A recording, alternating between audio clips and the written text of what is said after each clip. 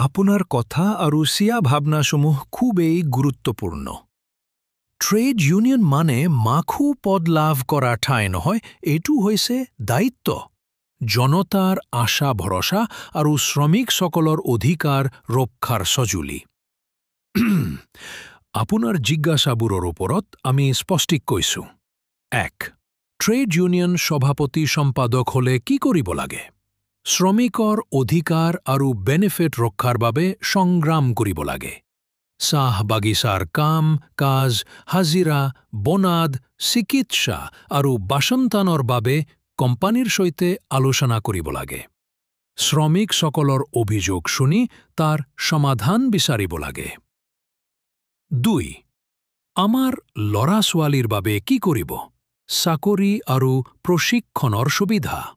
ইউনিয়নে কোম্পানীৰ সৈতে আলোচনা কৰি শ্ৰমিকসকলৰ পুত্ৰ-কন্যাৰ বাবে চাকৰিৰ বেলেগ বেলেগ শাখাত সুযোগ বিচাৰিব পাৰে।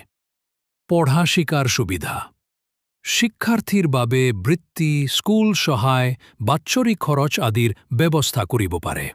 ৩. বেমাৰ হলে বা মৃত্যুৰ পাছত পৰিয়ালৰ কাৰণে কি কৰিব? চিকিৎসাৰ বাবে স্ত্ৰী মেডিকেল চেকআপ, ঔষধৰ সুবিধা আৰু চিকিৎসালয়ৰ সৈতে মুক্তি স্থাপন কৰিব লাগে। মৃত্যু বা দুৰ্ঘটনা বীমা সজাই দিব লাগে যাতে পৰিয়ালে আৰ্থিক সহায় পায়। ৪. স্থায়ী শ্ৰমিকৰ সুবিধাৰ বাবে কি ব্যৱস্থা গ্ৰহণ কৰিব? PF, গ্ৰাচুইটি, বোনাছ, লিভ সুবিধা সঠিকভাৱে দিবলৈ কোম্পানীক বাধ্য কৰিব।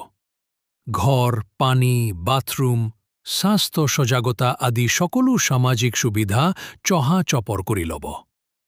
৫. আপোনাৰ অনুৰোধৰ বিষয়ে নিজৰ ভাবি চিপ্তি সভাপতি সহ-সম্পাদক বনাব। আপোনাৰ কথাটো একদম ঠিক বিনিময়। মহাত্মা